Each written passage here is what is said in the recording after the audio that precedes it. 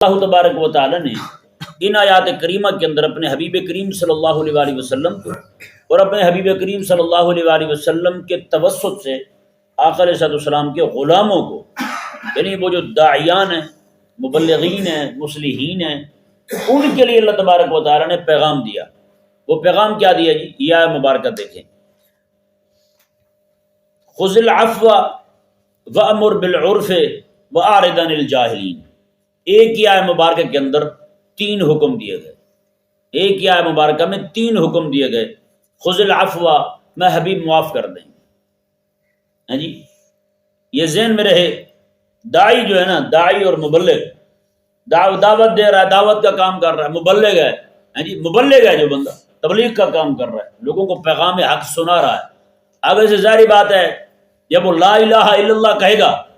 تو وہ جو ہزاروں بت بنائے بیٹھا ہے اس کو تو تکلیف ہوگی، اس کو تو تکلیف ہوگی نا، کہ ہم نے اتنے خدا بنا رکھے ہیں اور یہ کہتا ہے کہ اللہ کے علاوہ کوئی ہے ہی نہیں،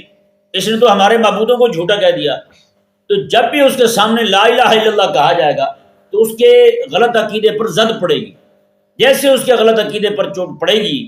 تو اس کا پھر بفر جانا، اس کا پھر غصے میں آ جانا، اس کا پھر اپنی طبیعت میں بھونچال کا لانا جو ہے نا، یہ لازمی نمبر ہے، ٹھیک ہے نا جی۔ آگے سے وہ حرکت کرے گا تو اللہ تبارک و تعالی نے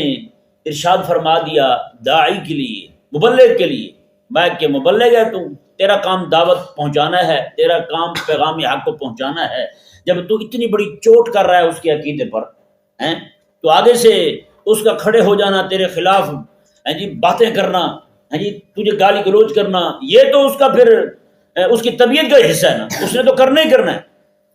جب اس کے پاس دلیل نہیں رہے گی، آپ دلیل کے ساتھ اس کے معبود کا جھوٹا ہونا ظاہر کر دیں گے تو اس نے تو بولنا ہے۔ تو اللہ تبارک و تعالیٰ نے ارشاد میں خذ العفو، مبلغ